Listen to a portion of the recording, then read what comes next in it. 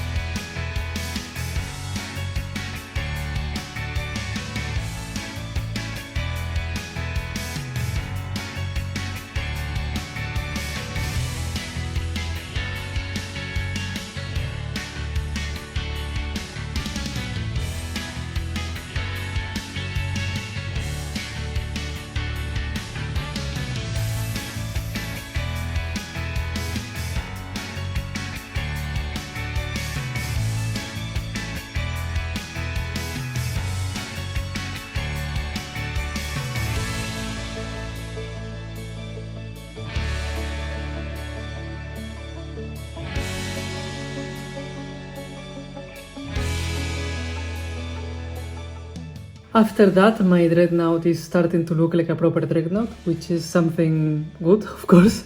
And right now I will proceed to apply two of the most important colors for my Black Templars. First of all, I will apply Wraithbone to basically every surface of the Dreadnought that I want to be white. Of course, shoulder pads and these symbols. And aside from that, I will dry brush with Wraithbone on the base, because right now it looks quite simple and boring, and by applying some Wraithbone dry brushing it will look nicer, of course. And then I will apply Corn Red. This will go to basically everything that I wanted to be red in the next steps. Basically, as a Black Templar, all the weapons are going to be red, like here, and these ones as well, and the missiles itself. And of course I will also apply to the cables and such, and it should look good. So let's proceed with that. It's looking nice.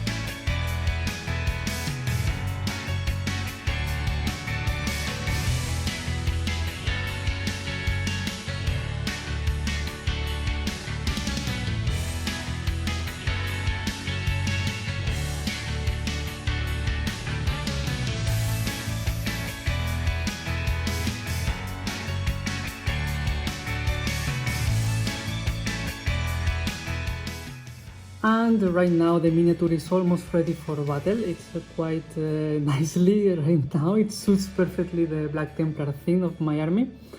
And as you can see, first when it was doing the shoulder pads, I was adding like white all over the shoulder pad, because for me it's nicer to spread evenly the paint if I cover everything.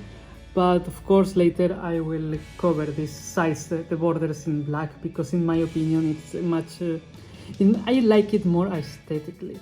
Because for example I prefer to have like red and black rather than red and white. It's much more Black Templar for me, let's say. And of course I did the same here all around, even like in the back as well. So even if the shoulder pad by itself it's white, we have like this black predominant color because it's a Black Templar, of course. And right now we are going to do something very tedious, but it's the time for the edge highlighting of the Dreadnought, and I'm going to start with all the black parts. And for that, as usual, I start with Dark Reaper. I will use Dark Reaper around every single edge of the black armor in the Dreadnought, and then I will use Finalizing Grey for the parts that I want them to be highlighted the most. Sometimes I get carried away and I spread this one too much on too many parts, but I will try to use it in the parts that I want to be the most highlighted. And let's go for that. It should be looking even nicer.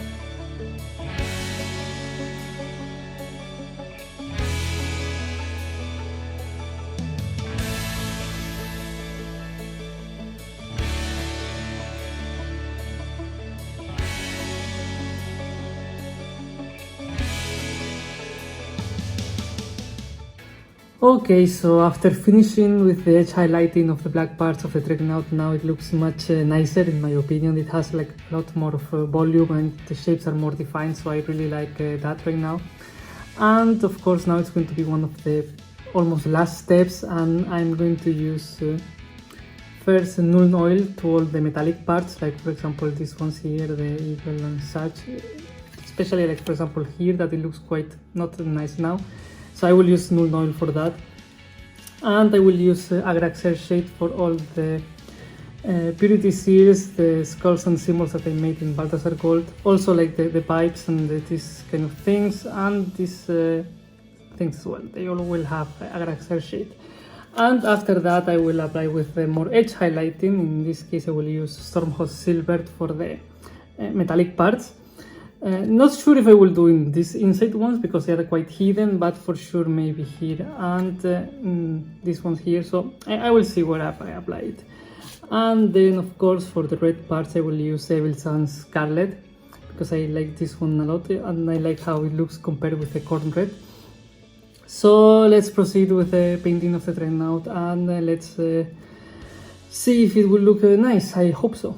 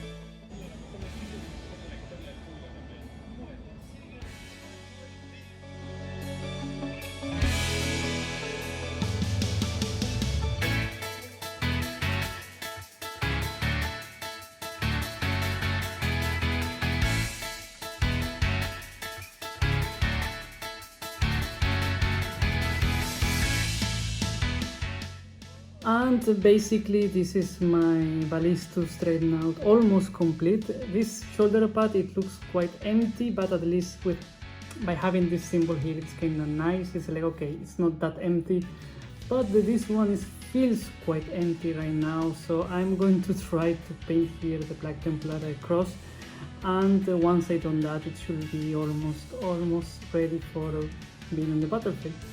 So wish me good luck with the logo. I will try to do my best.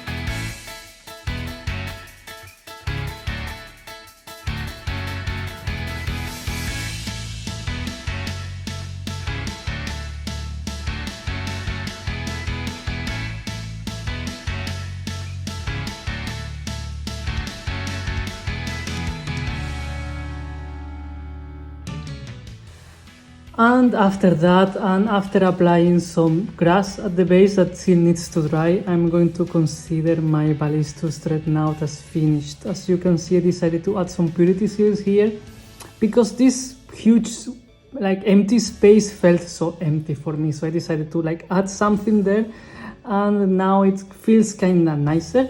It's a little bit weird to see all those purity seals there, but it's kinda nice, it's not that bad. And of course we have the Black Templar cross here. Covering this huge empty space, that it doesn't feel empty because of the cross. It feels it's a little bit weird depending on the angle. Maybe I will try to sharpen some edges, but for now I'm quite happy with the results, and it looks quite nice in my opinion. It definitely feels like a Black Templar Dreadnought, and I'm super happy about that. Of course, this doesn't fit super nicely the Black Templar fighting style, but it's some nice range firepower that it's always welcome to any army. And aside from that, maybe at some point in the future I will encourage myself and try to write something here and here, but for now I'm going to leave it like that because I'm not sure about what I could write there. So this is my Ballistus Dreadnought for my Black Templars, and please let me know what you think in the comments. And as usual, if you're still waiting, please consider giving me a like and subscribing. Thank you very much for watching, and see you next time.